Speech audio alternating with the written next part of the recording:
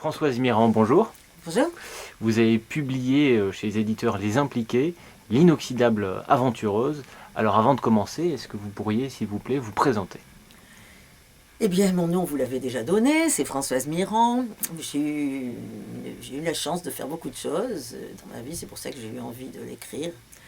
J'ai travaillé dans beaucoup de domaines, le domaine le plus important de 30 ans de ma vie quand même dans la musique, donc j'ai connu des gens fantastiques et j'ai beaucoup voyagé en même temps parce que je suis toujours allée chercher les groupes dans les pays et j'ai rencontré beaucoup de grands de plusieurs pays différents. Et c'est comme ça que j'ai connu aussi des grands journalistes. Et le nom d'ailleurs de mon livre, L'inoxydable aventureuse, c'est amusant l'histoire de ce nom parce que c'est un grand journaliste qui est de musique latine, qui était à Radio Nova maintenant, mais qui a été à TF1 Libé, Rémi Colpacopoul, qui est mort très récemment encore. Et il m'avait appelé l'inoxydable aventurière. Bon. Et quand je ne savais pas que faire pour donner un titre à ma bio, je l'avais appelé, j'ai dit Rémi, je peux prendre ce que tu vas dire. Ouais, vas-y. Il avait une voix un peu comme ça. Et puis quand j'avais un grand ami aussi que je voyais beaucoup, qui était Georges Moustaki, lui aussi disparu, qui m'a dit aventurière, ah non, c'est moche aventurière, ça a une connotation d'escroc, de je sais pas quoi, pourquoi tu... Non, il faut que tu mettes aventureuse. Donc ce nom, vous voyez, c'est un grand journaliste et un grand auteur, compositeur. Georges Moustaki qui me l'ont donné, donc c'est resté l'inoxydable aventureuse. C'est vrai que je parcours beaucoup de pays, je rencontre beaucoup de gens, il y a beaucoup d'escales. C'est une vie, mais qui a été assez mouvementée, avec beaucoup de rencontres. Voilà.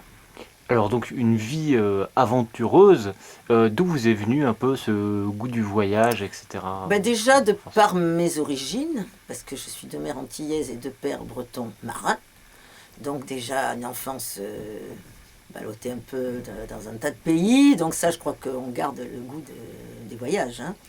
Donc ça a été beaucoup ça, et puis effectivement après quand j'ai commencé à le faire, ben, j'y ai trouvé aussi beaucoup d'autres avantages que pas seulement l'atavisme, mais j'ai toujours voyagé quand même à travers la musique. Je ne vais en général que dans les pays dont la musique m'intéresse.